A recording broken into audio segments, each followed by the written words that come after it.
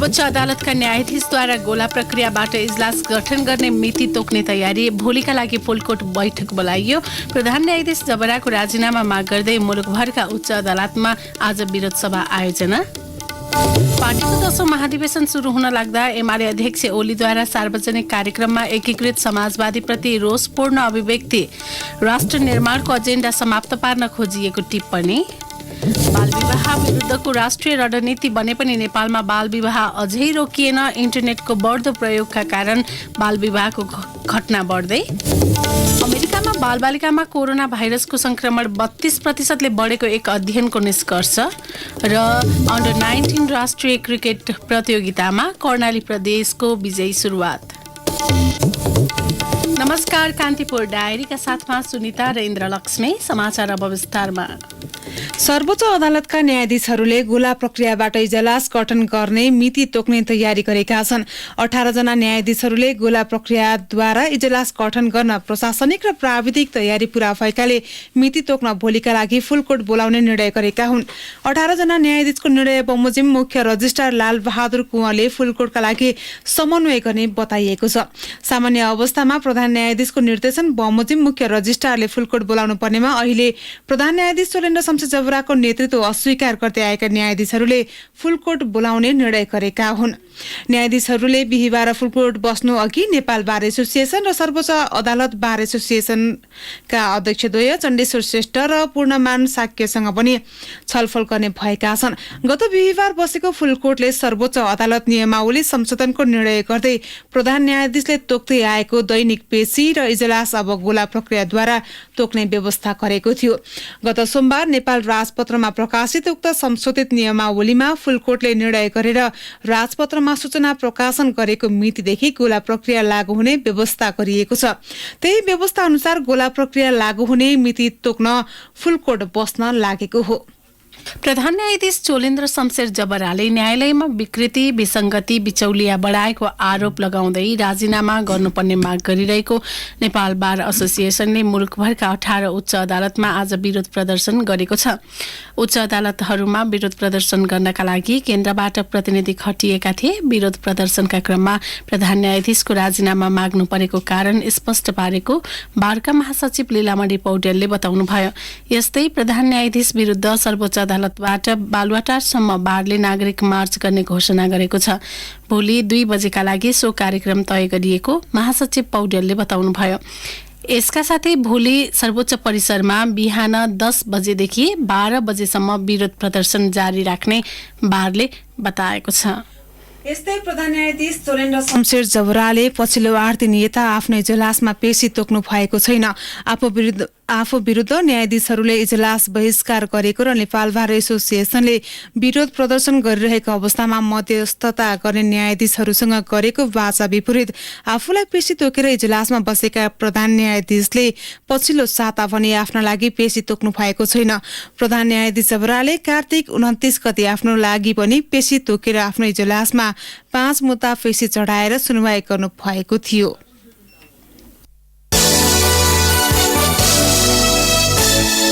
नेपाली कांग्रेसको 14औं महाधिवेशन अन्तर्गत 63 जिल्लामा क्षेत्रीय अधिवेशन सम्पन्न भएको छ। केन्द्रीय निर्वाचन समितिका अनुसार एकमात्र निर्वाचन क्षेत्र रहेका 35 मध्ये 32 वटा जिल्लामा क्षेत्रीय अधिवेशन सम्पन्न भएको हो। एकमात्र निर्वाचन क्षेत्र रहेका बाँकी धनुषा, धनकुटा, रसुवा र दार्चुलामा क्षेत्रीय अधिवेशनको चुनावी प्रक्रिया सुरु भएको निर्वाचन समिति सचिव जगन्नाथ श्रेष्ठले बताउनुभयो। एक भन्दा बढी निर्वाचन क्षेत्र रहेका 42 मध्ये 31 वटा जिल्लामा क्षेत्रीय अधिवेशन सम्पन्न भइसकेको उहाँको भनाइ छ। 2 वा 2 भन्दा बढी निर्वाचन क्षेत्र रहेका सर्लाही, सिराहामा नगर अधिवेशन तोकिएको छ। धनुषा, महोत्तरीमा प्रदेश अधिवेशनको प्रक्रिया सुरु भएको छ। रौतहट, बारा र पर्सामा नगरतहको चुनावी प्रक्रिया सुरु भएको छ। यस्तै सिन्धुपाल्चोक, बर्दिया र सुर्खेतमा पनि क्षेत्रीय अधिवेशनको प्रक्रिया सुरु भएको निर्वाचन समितिले जनाएको छ। क्रियाशील सदस्यता विवादका कारण रोकिएको सर्लाही जिल्लामा भोलिबाट वडा तहको अधिवेशन सुरु हुनेछ। असन्तुष्ट पक्षबीच हिजो सहमति भएसँगै नयाँ निर्वाचन अधिकृत जिल्लामा खटाइएको सचिव श्रेष्ठले बताउनुभयो। त्यस्तै कांग्रेसले शुक्रबारबाट एकभन्दा बढी प्रतिनिधि सभा निर्वाचन क्षेत्र भएका जिल्लाको जिल्ला अधिवेशन गर्दैछ। त्यस्तै मङ्सिर 16 र 17 गते प्रदेश अधिवेशन कार्यतालिका छ, जस अन्तर्गत 63 जिल्लामा क्षेत्रीय अधिवेशन सम्पन्न भएको छ। पार्टीको आसन्न 10औं महाधिवेशन शुरू हुन 2 दिन बाँकी रहेका बेला एमाले अध्यक्ष केपी शर्मा ओलीले पार्टी परित्याग गरी नयाँ पार्टी गठन गरेका पूर्व राजनीतिक सहकर्मी विरुद्ध सार्वजनिक मञ्चमा रोष प्रकट गर्नु भएको छ। पार्टीको साइबर सर्कल घोषणा कार्यक्रममा बोल्दै ओलीले अग्रगमन र राष्ट्र निर्माणको एजेन्डा समाप्त पार्न पार्टी विभाजन गरिएको आरोप समेत लगाउनुभयो। अध्यक्ष ओलीले एकीकृत समाजवादी, कांग्रेस र माओवादीको पछाडि लागेको टिप्पणी गर्नुभयो। कांग्रेसका पछि लाग्ने, प्रचण्डका पछि लागेर देश बन्छ। कम्युनिस्ट पार्टी, बहुमतको कम्युनिस्ट पार्टी फुटाएर चोइटो लिएर कुद्ने यस्ताहरूका पछाडि लागेर बन्छ। आफ्नै पार्टी 15 वर्षसम्म प्रमुख भएर तर मारेका मान्छे, त्यही पार्टीबाट प्रधानमन्त्री भएका मान्छे, त्यही पार्टी नफुटाइ नसक्ने, त्यही पार्टीको सरकार नढालि नसक्ने, त्यही पार्टीको सरकार ढाल्नका लागि मतदान नगरेर बाहिर निस्किएर कांग्रेसलाई भोट दिन, पछाडिको ढोकाबाट लुसुक्क कांग्रेसलाई भोट दिन कुद्नेहरूबाट देश बन्छ। त्यस्तै एमाले अध्यक्ष ओलीले शान्ति, स्थायित्व र समृद्धि गर्ने आफूहरू एजेन्डालाई कमजोर बनाउन खोजिएको आरोप लगाउनुभयो। उहाँले एकीकृत समाजवादीमा गएका नेता कार्यकर्तालाई एमालेमा फर्कन आग्रह गर्नुभयो। विभिन्न पार्टीमा रहेका साथीहरूलाई आग्रह गर्न चाहन्छु, आउनुहोस् नेकपा एमालेमा सामेल भएर राष्ट्र निर्माण गरौँ। अरू केही उद्देश्य छैन एमालेको। अब नेकपा एमाले एकता एकीकरण गर्नुपर्ने पार्टी नेपालमा कुनै बाँकी रहेन। त्यसकारण नो एकता नो एकीकरण।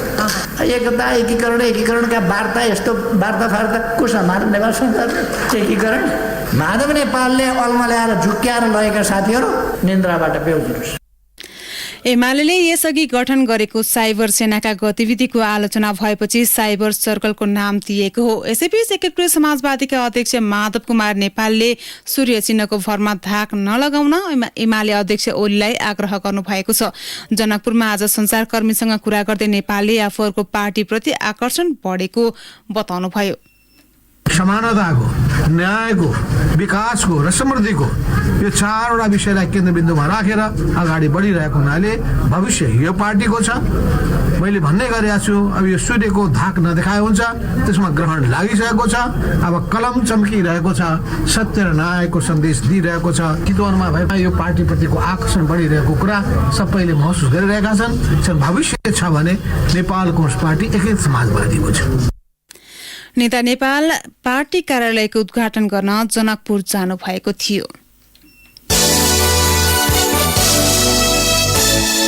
राष्ट्रिय प्रजातन्त्र पार्टी राप्रपाको एकता अधिवेशनमा मोर्चा बनाएर जाने निर्णय गरेका महामन्त्री राजेन्द्र लिङदेन र नेता धवल शमशेर राणाले भोलि उम्मेदवारीको औपचारिक घोषणा गर्ने भएका छन्। हाल अध्यक्ष रहेकाहरू पशुपति शमशेर राणा, कमल थापा र डाक्टर प्रकाश चन्द्र लोहनीले अभिभावकीय भूमिका मात्र निर्वाह गर्नुपर्ने बताउँदै आएका लिङदेन र राणाले काठमाडौँको येल्लो पेगोडा होटलमा भोलि उम्मेदवारी घोषणा गर्दैछन्। लिङदेनलाई अध्यक्षमा उठ्न धवल शमशेर राणाले नै प्रस्ताव गर्ने सहमति सो समूहमा जुटेको छ। बाँकीको नेपालगञ्ज उपमहानगरपालिकाका मेयर राणा महामन्त्रीका उम्मेद्वार हुनेछन्। सुदृढ र सबल राप्रपाका लागि पुस्तान्तरण आवश्यक रहेको र त्यसैका लागि साझा मोर्चा बनाउन लागि केन्द्रीय कार्य सम्पादन समितिका सदस्य रविन चामलिङले बताउनुभयो।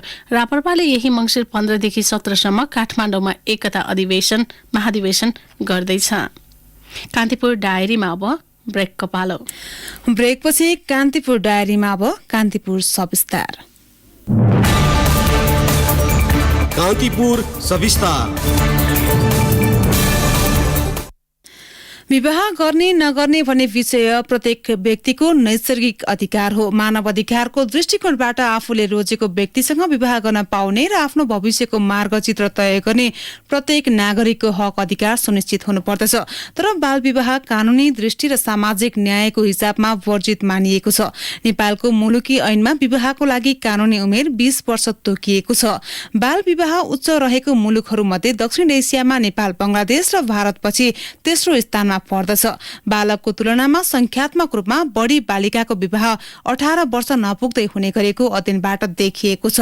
महिलाभन्दा पुरुषको उमेर सामान्य तथा बढी हुनुपर्ने सामाजिक एवं सांस्कृतिक मान्यता, लैंगिक विभेद, गरिबी, अशिक्षा, असुरक्षा जस्ता कारण बाल विवाह बढेको देखिन्छ। सरकारले बाल विवाह विरुद्धको राष्ट्रिय रणनीति बनाए पनि नेपालमा बाल विवाहका घटना रोकिएका छैनन्। बाल विवाह विरुद्धको राष्ट्रिय रणनीति 2072ले सन् 2030 सम्ममा बाल विवाह अन्त्य गर्ने लक्ष्य लिएको छ। राष्ट्रियदेखि स्थानीय स्तरसम्मका सरकारी, गैर सरकारी तथा निजी क्षेत्रबीच समन्वय गर्दै बाल विवाह मुक्त स्थानीय निकायको अभियान सञ्चालन गर्ने योजना अघि सारिएको छ। परम्परागत किसिमबाट हुने बाल विवाहमा कमी आए पनि पछिल्लो समय इन्टरनेटको बढ्दो प्रयोगका कारण बाल विवाहको घटना बढ्न थालेको पाइन्छ। बाल अधिकारको क्षेत्रमा काम गर्दै आएको संस्था सिविन नेपालकी कार्यकारी निर्देशक सुम्निमा तुलाधर भन्छिन्, अहिलेको अवस्थामा भने सामाजिक सोचहरूमा परिवर्तन आएका छन् र खास गरेर अहिलेको अवस्थामा यो जुन हामी इन्टरनेट अनलाइनको जमानामा पनि बसिराखेका छौँ, यस अवस्थामा चाहिँ बालबालिकाहरू अथवा किशोर किशोरीहरू एक अर्काको सम्पर्कमा बढी आउने र उहाँहरूले चाहिँ आफू खुसी विवाहहरू गर्ने क्रमहरू भने बढ्दो छ र यसरी आफू खुसी विवाह गर्दाखेरि बालबालिकालाई आफ्नो स्वास्थ्यको बारेमा, आफ्नो प्रजनन स्वास्थ्यको बारेमा, आफ्नो भविष्यको बारेमा, आफ्नो शिक्षाको बारेमा चाहिँ उहाँहरूले राम्रो निर्णय लिन नसक्नुको कारण विभिन्न जोखिमहरूमा पनि पर्ने गरेको हामीले पाएका छौँ। बाल विवाह अन्त्य तथा न्यूनीकरणका लागि केही प्रदेशले प्रतिबद्धता जनाएका छन्। प्रदेश 1ले 2082 सालभित्र बाल विवाह मुक्त प्रदेश घोषणा गर्ने, बागमती प्रदेशले 2078 सम्ममा बाल विवाह मुक्त गर्ने, प्रदेश 2ले बेटी पढाओ बेटी बचाओ अभियान मार्फत बाल विवाह न्यूनीकरण गर्ने, सुदूरपश्चिम प्रदेशले सानै छुमा बढ्न देऊ बाल विवाह होइन पढ्न देऊ अभियान सञ्चालन गरेको छ। बाल विवाह अन्त्यका लागि लुम्बिनी प्रदेशले 20 वर्ष मुनि हुने विवाह रोकी सन् 2030 सम्म प्रदेशका सबै स्थानीय तहहरूमा बाल विवाह अन्त्य गर्ने लक्ष्य लिएको छ। बाल विवाह र हानिकारक अभ्यास विरुद्ध शिक्षा सचेतना तथा किशोर किशोरीहरूको सशक्तिकरण लगायत विषय रणनीतिमा समेटिएका छन्। लुम्बिनी प्रदेशको कानून, महिला बालबालिका तथा ज्येष्ठ नागरिक मन्त्रालयकी महाशाखा प्रमुख शारदा बस्याल, यहाँ हाम्रो लुम्बिनी प्रदेशमा धेरै स्थानीय तहहरूले चाहिँ आफू भनौँ न स्थानीय तहबाट पनि बाल मैत्री स्थानीय तहहरू घोषणा गर्ने क्रमहरू चलिरहेको छ। यसमा प्रदेशले अनुगमन गर्ने, उनीहरूलाई फेसिलिटेट गर्ने, त्यसै गरी उनीहरूलाई चाहिँ इन्करेज गर्ने कामहरू चाहिँ प्रदेश सरकारको पनि जिम्मेवारीभित्र परेको र केन्द्रले बनाएको निर्देशिका छ। त्यो निर्देशिकाभित्र व्यवस्था भएको हुनाले त्यसै अनुसार हामीले काम पनि गर्दै आएका छौँ र त्यसै अनुसार स्थानीय तहलाई फेसिलिटेट पनि गर्दै आएका छौँ। र यो बाल विवाह अन्त्यका लागि जुन लुम्बिनी प्रदेशको रणनीति छ, यसले चाहिँ खास बाल विवाह मुक्त लुम्बिनी प्रदेश भन्ने भिजनका साथ चाहिँ हामीले अगाडि बढेको हो। विगत केही दशकदेखि नै बाल विवाह विरुद्ध कानूनी योजना र कार्यक्रमका उपाय अपनाउँदै आएको विकास साझेदार संस्था तथा नागरिक समाजबाट पनि बाल विवाह विरुद्धका प्रयास भएका छन्। त्यस्तै मध्येको एक संस्था हो रूपन्देहीको किशोरी अधिकार मञ्च। सो संस्थाले तराई मधेसमा बाल विवाहको असर, शिक्षाको आवश्यकता, किशोरीको अधिकार लगायत बारे जानकारी दिने र चेतना फैल्याउने काम गरिरहेको छ। विगत 2 वर्षदेखि किशोरी अधिकार मञ्चको नेतृत्व सम्हाल्दै आएकी रूपन्देहीकी 18 वर्षीय सुनिता हरिजन भन्छिन्, अहिले चाहिँ पहिला त बढी नै भएर थियो, तर अब विभिन्न प्रकारको चाहिँ कार्यक्रमहरू गर्दाखेरि अब अलिअलि काम भइसकेको छ र स्कुलमा पनि अब पठाउन थालेछन्। बाल विवाह चाहिँ अब धेरै कम भइरहेछ। हामी चाहिँ अभियानमा पनि लागेको छ। म जुन अलिअलि भइरहेको त्यो पनि बन्द गर्नको लागि एकदमै तराईतिरमा बाल विवाह एकदमै अन्त होस् भनेर चाहिँ अभियानमा लागेको छौँ। अब हामीले डाटा सङ्कलन गर्दाखेरि अब हजुरको छोरी किन पढेको छैन भनेर, मेरो छोरी हो पढोस् अथवा नपढोस्, तिमीहरूको के गइरहेछ भनेर, के बिग्रिरहेछ भनेर चुनौती आउँछ। तर हामी चाहिँ जति चुनौती आए पनि चाहिँ हामी सम्झाउने बुझाउने कोसिसमा नै हुन्छौँ त्यति बेला। बाल विवाहले बाल अधिकारलाई आधारभूत अधिकारबाट वञ्चित मात्र गराउँदैन, उनीहरू आफ्नो भविष्यको छनौट गर्ने अधिकार तथा सो सम्बन्धमा निर्णय लिने प्रक्रियामा सहभागी हुने अवसरबाट पनि वञ्चित हुने गरेका छन्। बाल विवाहका कारण वैवाहिक जीवन दिगो नहुने, लैंगिक हिंसा, यौनजन्य हिंसा, बाल श्रम, बेचबिखन जस्ता थप हिंसाले बालिका तथा महिला थप प्रताडित हुने गरेका छन्। पछिल्लो तथ्याङ्कहरूका आधारमा नेपालमा बाल विवाह प्रतिशत घट्दै गएको राष्ट्रिय बाल अधिकार परिषदले जनाएको छ। बाल विवाह अन्त्यका लागि प्रदेश र स्थानीय सरकारले गरिरहेको कामलाई आफूहरूले समेत अनुगमन गरिरहेको परिषदका अध्ययन अनुसन्धान प्रशिक्षण शाखाका प्रमुख आत्माराम थापा बताउँछन्। बाल विवाहकै सम्बन्धमा कस्ता खालका ज्ञानहरू छन्, त्यसपछि बाल विवाह न्यूनीकरण गर्नको लागि प्रदेश सरकारले स्थानीय तहले के कस्ता कामहरू असल कामहरू गरिरहेछन् भनेर त्यो सम्बन्धी एउटा ल्यान्डस्केप स्टडी पनि परिषदले गरिरहेको छ। सम्पूर्ण सरकारवालाहरू चाहिँ एकै ठाउँमा ल्याएर कसरी बाल विवाहलाई न्यूनीकरण गर्न सकिन्छ अनि विशेष गरी बालिकाको सशक्तिकरणको लागि, बालिकालाई विद्यालयमै टिकाउनको लागि, त्यसपछि बालिकाको जुन खालको गरिबीमा रहेका बालबालिका परिवार छन् त्यो परिवारलाई अझ सशक्त गराउनको लागि कसरी कामहरू गर्न सकिन्छ भनेर संघीय सरकार, प्रदेश सरकार र स्थानीय तहसम्म पनि हामी निरन्तर रूपमा लागि परिरहेका छौँ भने विकास सहायता, त्यसपछि नागरिक समाज सञ्जाल, गैर सरकारी संस्थाहरूसँग हाम्रो यो खालको समन्वय र सहकार्य चाहिँ भइरहेको छ। नेपालमा बाल विवाहलाई दण्डनीय अपराध मान्यता पनि यो प्रचलनलाई अझै पनि पूर्ण रूपमा हटाउन सकिएको छैन। बाल विवाह अन्त्यका लागि नेपालले राष्ट्रिय तथा अन्तर्राष्ट्रिय र क्षेत्रीय रूपमा गरेका प्रतिबद्धता पूरा गर्नुपर्ने दबावसँगै देशभित्रै बाल विवाह विरुद्धको अभियान र कार्यक्रमलाई अझ प्रभावकारी बनाउन आवश्यक छ। रेडियो कान्तिपुरका लागि लुम्बिनीबाट सहकर्मी सञ्जु पौडेलको साथमा सूरज राजथला, काठमाडौँ। कान्तिपुर सविस्तार।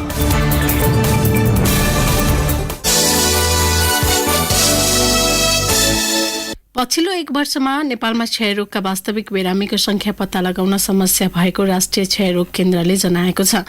केन्द्रका निर्देशक डाक्टर प्रसाद शाहले क्षयरोगका वास्तविक रोगी लुकेर बसेपछि यकिन संख्या पत्ता लगाउन समस्या भएको बताउनुभयो। नेपालमा प्रत्येक वर्ष 68,000 क्षयरोगी पत्ता लाग्ने गरेकामा गत वर्ष 28,000 मात्र सार्वजनिक भएको उहाँको भनाइ छ। बाँकी 40,000 लुकेर बसेको र उनीहरूका कारणले अरू पनि क्षयरोगी बन्न सक्ने सम्भावना रहेको उहाँको भनाइ छ। सरकारले सन् 2035 सम्ममा क्षयरोग नियन्त्रण गर्ने लक्ष्य लिएकामा सो पूरा नहुने उहाँले उल्लेख गर्नुभयो। सामान्यतया प्रति 1 लाखमा 10 वा सोभन्दा कम भएमा मात्र नियन्त्रण उन्मुख हुने मानिन्छ। यस्तै सन् 2050 सम्म नेपाललाई क्षयरोग मुक्त बनाउने लक्ष्य लिएकामा सो कुरा पूरा नहुने उहाँको भनाइ थियो। प्रति 10 लाखमा 1 वा 1 भन्दा कम क्षयरोगीको संख्या भेटिए मात्र क्षयरोग मुक्त भएको भन्न मिल्ने उहाँको भनाइ छ।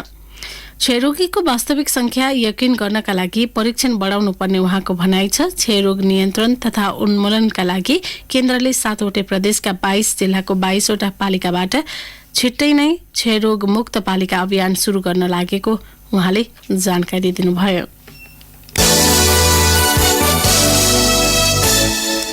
पछिल्लो 24 घण्टामा 332 जनामा कोरोना भाइरस संक्रमण पुष्टि भएको छ। स्वास्थ्य तथा जनसंख्या मन्त्रालयका अनुसार 7,590 जनामा पीसीआर परीक्षण गर्दा 305 र 2,330 जनामा गरिएको एन्टिजेन परीक्षणबाट 27 गरी सो संख्यामा संक्रमित पुष्टि भएको हो। सोही अवधिमा 232 जना संक्रमण मुक्त भएका छन्। संक्रमणकै कारण थप 4 जनाको मृत्यु भएको मन्त्रालयले जनाएको छ। यो सँगै कोरोना संक्रमणका कारण नेपालमा मृत्यु हुनेको संख्या 11,513 पुगेको छ। नेपालमा हाल दैनिक संक्रमण दर 4% रहेको छ। सक्रिय संक्रमितको संख्या 7,369 रहेको छ। यसैबीच कुल जनसंख्याको 30.6%ले कोरोना संक्रमण विरुद्धको पहिलो मात्राको खोप लगाएको मन्त्रालयले जनाएको छ। यस्तै 26.5%ले दुवै मात्रा खोप लगाएको मन्त्रालयको दावी छ। यसैबीच काठमाडौँ उपत्यकाका विभिन्न 4 स्थानबाट समेत सहज रूपमा खोप लगाउन पाउने व्यवस्था सरकारले गरेको छ।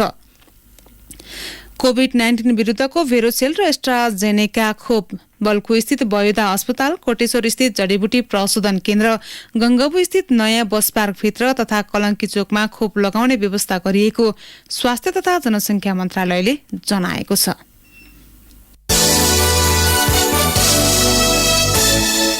विभिन्न 9 देशका भाषा वैज्ञानिकले 32 भाषालाई लिएर छलफलमा जुट्ने भएका छन्। भाषा विज्ञान समाज नेपालको 42औं वार्षिक सम्मेलनमा उनीहरू जुट्न लागेका हुन्। यही शुक्रबार र शनिबार 2 दिने भर्चुअल सम्मेलनको तयारी गरेको समाजका अध्यक्ष भाषाशास्त्री कृष्ण प्रसाद चालिसेले जानकारी दिनुभयो।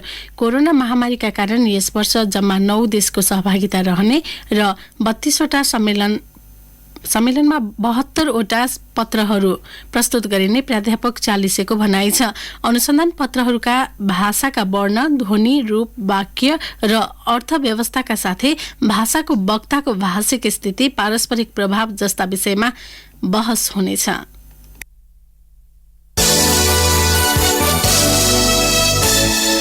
अब केही समाचार संक्षेपमा।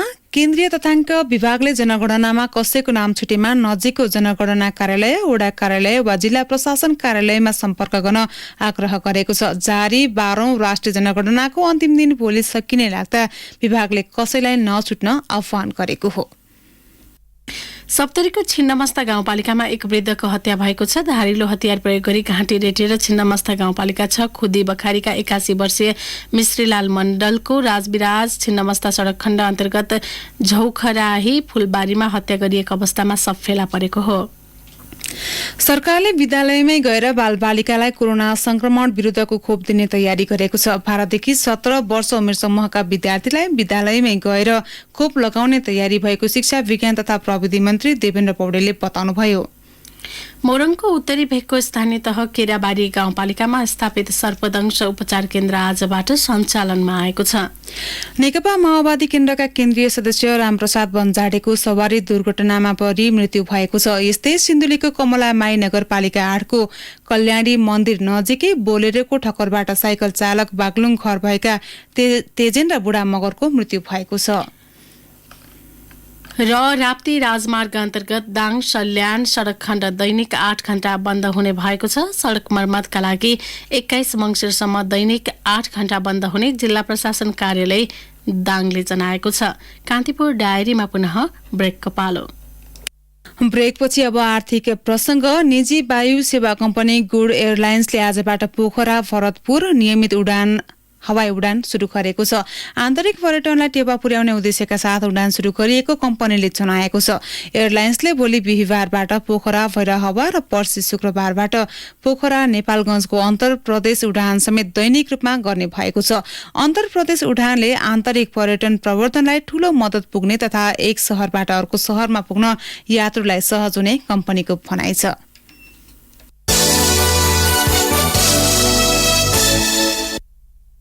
कारोबारको चौथो दिन आज धितोपत्र बजारमा सामान्य सुधार देखिएको छ। शेयर कारोबार मापक नेप्से परिसूचक आज 1.89 अङ्कले बढेर 2735 बिन्दुमा पुगेको हो।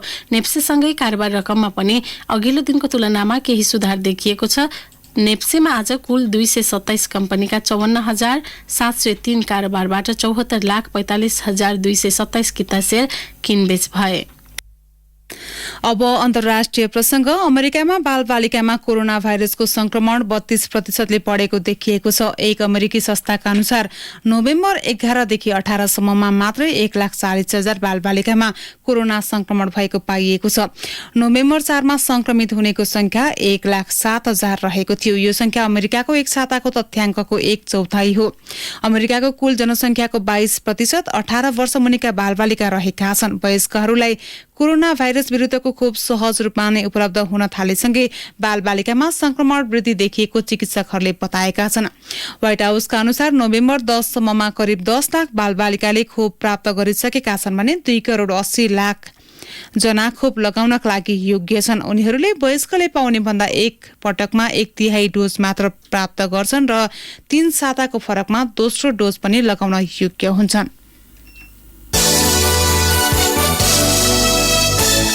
अमेरिका र तालिबान बीच द्विपक्षीय वार्ता हुने भएको छ। अमेरिकी विदेश मन्त्रालयका प्रवक्ता नेड प्राइसले दुवै पक्ष बीच आगामी साता कतारमा पुनः वार्ता हुन लागेको बताउनु भएको हो। बैठकमा दुवै पक्षले आफ्ना राष्ट्रिय चासोमा छलफल गर्ने जनाइएको छ। अफगानिस्तानका लागि विशेष अमेरिकी प्रतिनिधि टोम वेस्टले वार्ताको नेतृत्व गर्नुहुनेछ।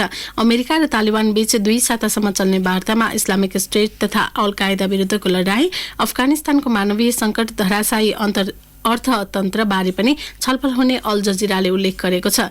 यसअघि सन् 2020 को फेब्रुअरीमा यी दुई देशबीच शान्ति वार्ता भएको थियो। अब खेल प्रसंग। कर्णाली प्रदेशले अन्डर 19 राष्ट्रिय क्रिकेट प्रतियोगितामा विजयी सुरुवात गरेको छ। लुम्बिनीलाई 140 रनको फराकिलो अन्तरले हराउँदै कर्णालीले विजयी सुरुवात गरेको हो। कीर्तिपुर स्थित त्रिवी मैदानमा टस जितेर ब्याटिङ गरेको कर्णालीले निर्धारित ओभरको खेलमा 8 विकेट गुमाउँदै 232 रन बनाएको थियो।